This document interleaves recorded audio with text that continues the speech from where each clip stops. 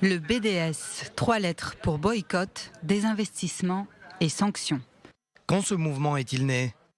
En 2005, à Ramallah, à l'initiative d'Omar Barghouti, un Palestinien né au Qatar. Le BDS se fonde sur un appel au boycott des produits confectionnés en Israël et des activités liées au pays. Objectif officiel, exercer une pression publique contre les implantations israéliennes dans les territoires. Le credo du mouvement, imposer de larges boycotts et mettre en application des initiatives de retrait d'investissement en Israël, des mesures semblables à celles appliquées à l'Afrique du Sud à l'époque de l'apartheid. Le BDS agit sur 3 volets. Tout d'abord, le boycott.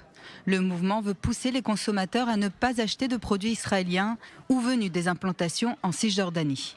Ensuite, le désinvestissement. L'organisation mène des actions de lobbying auprès des gouvernements, des institutions, des entreprises et des personnalités publiques pour qu'ils cessent d'investir ou de coopérer économiquement ou culturellement avec Israël.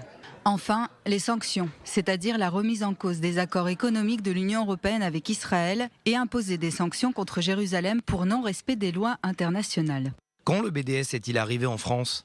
En 2009, 4 ans après le lancement du mouvement à Ramallah, au moment de l'opération Plan Durci à Gaza.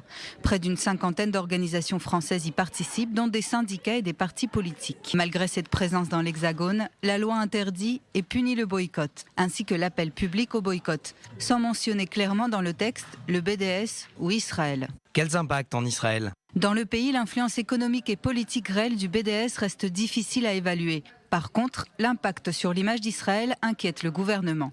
Signe de sa préoccupation et de sa fermeté vis-à-vis de ce sujet, en mars 2017, la Knesset a adopté une loi visant à empêcher l'attribution de visas ou de permis de résidence à des étrangers qui appellent au boycott.